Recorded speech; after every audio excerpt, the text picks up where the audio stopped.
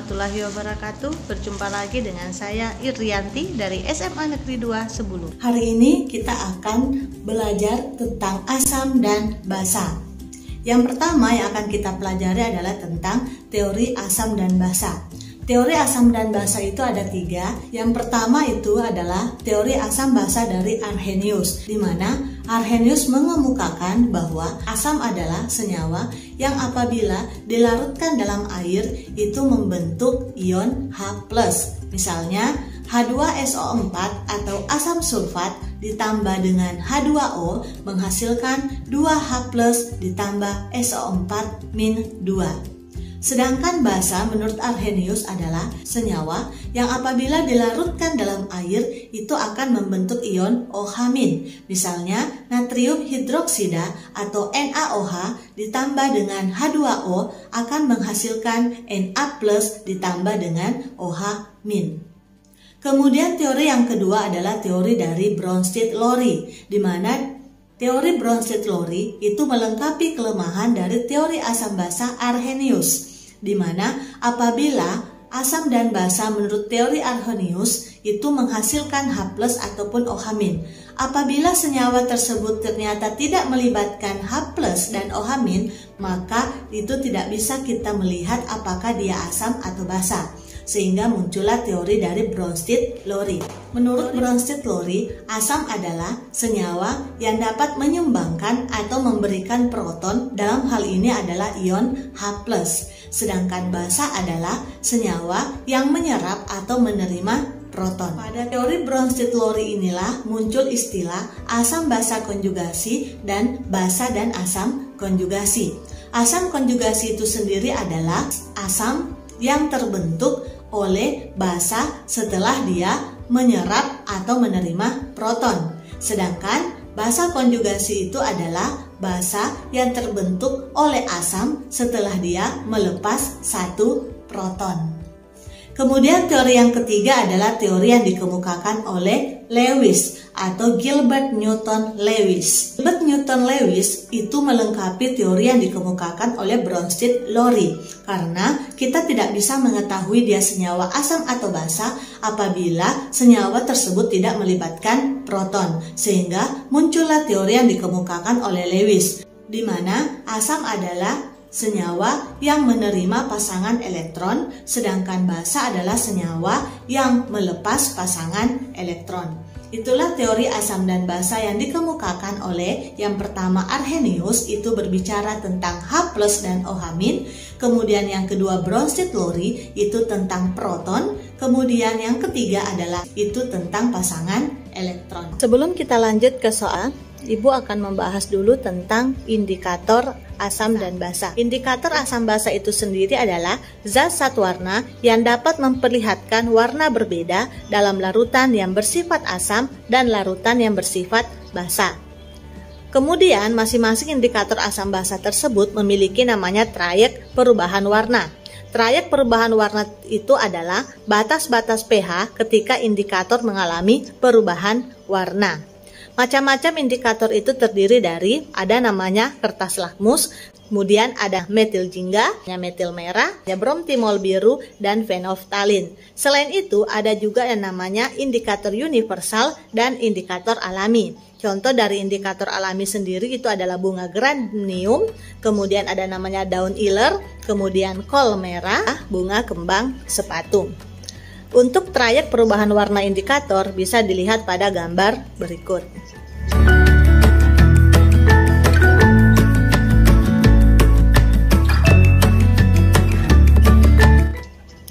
Nah, di situ dilihat bahwa indikator lakmus memiliki trayek perubahan warna 5,5 sampai 8,0, di mana perubahan warnanya itu adalah merah sampai biru. Artinya bahwa dia akan berwarna merah apabila pH-nya kurang dari atau sama dengan 5,5 dan akan berwarna biru apabila lebih dari 8,0 atau sama dengan 8,0. Begitu pula dengan metil jingga, metil merah, kemudian bromtimol biru dan fenolftalin. Untuk mengetahui di kertas lakmus sendiri, lakmus itu ada dua, ada lakmus merah dan ada lakmus biru. Untuk mengingatnya, maka kalau merah itu berarti asam. Artinya adalah apabila lakmus berubah menjadi merah, berarti larutan tersebut asam. Kalau biru kita ingatnya B, berarti basa. Apabila kertas lakmus berubah menjadi biru, maka dia merupakan larutan basa. Jadi larutan itu bersifat asam apabila memerahkan lakmus biru dan bersifat basa apabila membirukan lakmus merah. Perlu diingat kembali bahwa asam itu memiliki konsentrasi H+ yang lebih besar daripada konsentrasi OH-. Sebalikannya, basa itu adalah larutan yang memiliki konsentrasi OH- lebih besar daripada konsentrasi H+-nya. Ibu akan menjelaskan tentang kekuatan asam basa dari larutan. Untuk asam dan basa, asam itu terdiri dari asam kuat dan terdiri juga dari asam lemah. Begitu pula dengan basa, ada basa kuat dan ada juga basa lemah. Untuk asam kuat itu sendiri adalah molekul asam yang terionisasi sempurna di dalam air. Sedangkan asam lemah itu molekul asam yang terionisasi sebagian kecil di dalam air. Sama halnya dengan basa. Basa kuat itu adalah molekul basa yang terionisasi sempurna di dalam air, sedangkan basa lemah itu adalah molekul basa yang terionisasi sebagian kecil di dalam air. Untuk contoh-contoh dari senyawa asam kuat dan asam lemah, begitu pula dengan contoh dari senyawa basa kuat dan basa lemah bisa dilihat dari tabel sebagai berikut.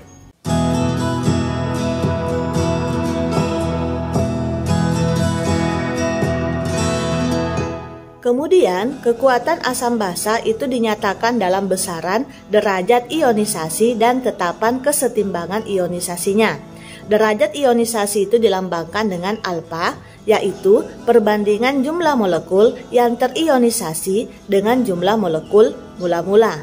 Sedangkan untuk tetapan ionisasi itu dilambangkan dengan K.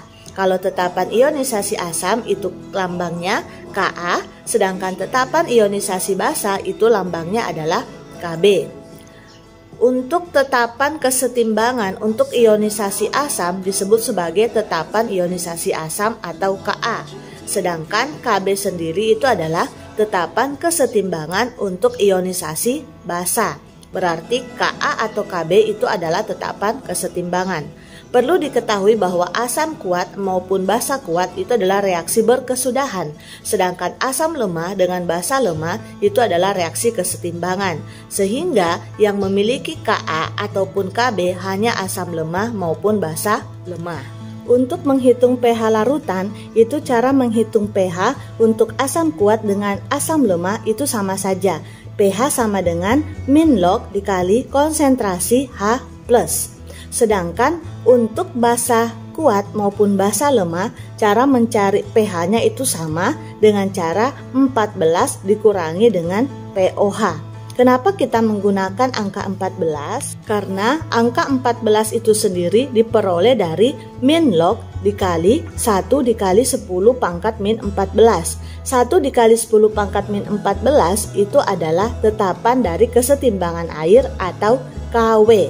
Karena pOH dan pH hubungannya itu diturunkan dari persamaan tetapan kesetimbangan air atau KW, di mana KW itu sendiri adalah konsentrasi H+ dikali konsentrasi OH-. Kemudian untuk mencari konsentrasi OH- dan konsentrasi H+ itu masing-masing rumusnya berbeda tergantung dia asam kuat, asam lemah, basa kuat atau basa lemah. Untuk mencari konsentrasi H+ pada asam kuat, rumusnya adalah molar dikali A. A sendiri itu adalah jumlah valensi asam. Sedangkan untuk mencari konsentrasi H+ untuk asam lemah, rumusnya adalah akar dari Ka dikali molar. Ka itu hanya pada asam lemah saja. Kemudian untuk basa kuat, mencari konsentrasi OH- itu sama dengan molar dikali B. B sendiri itu adalah valensi basa atau jumlah OH- pada senyawa tersebut. Dan untuk mencari Kb-nya itu sama dengan akar Kb dikali molar.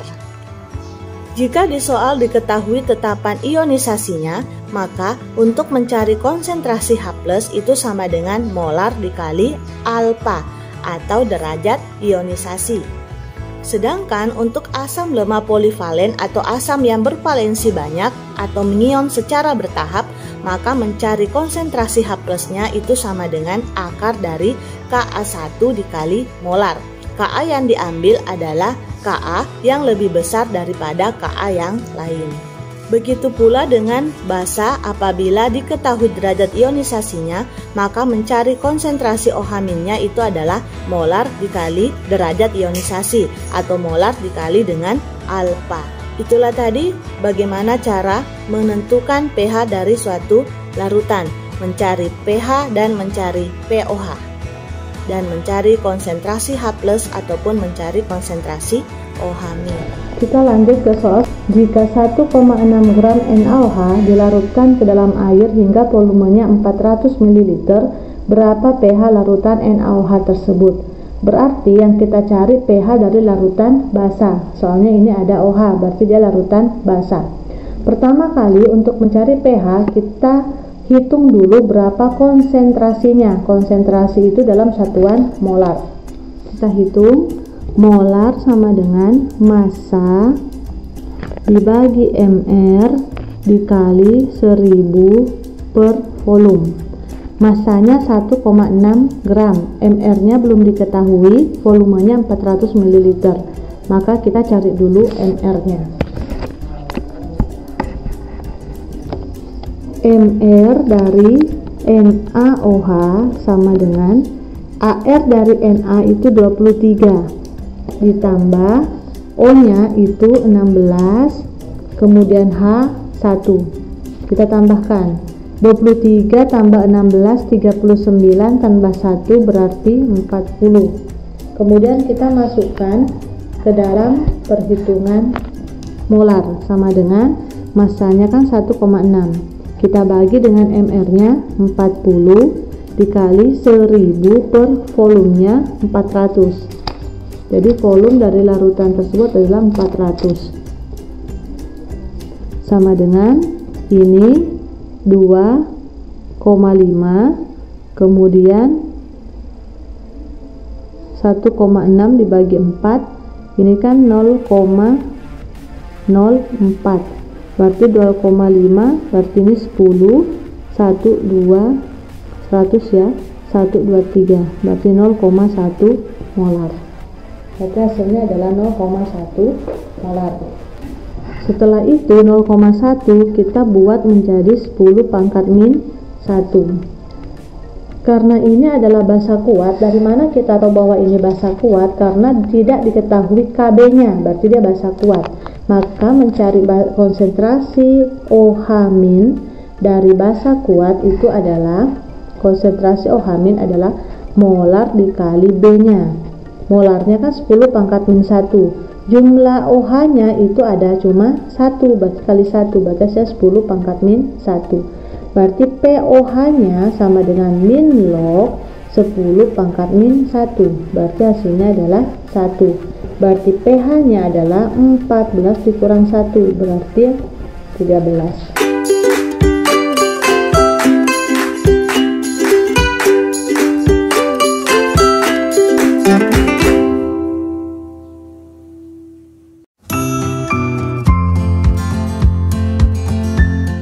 Demikianlah tadi, semoga video ini dapat bermanfaat. Ibu akhiri, Assalamualaikum warahmatullahi wabarakatuh.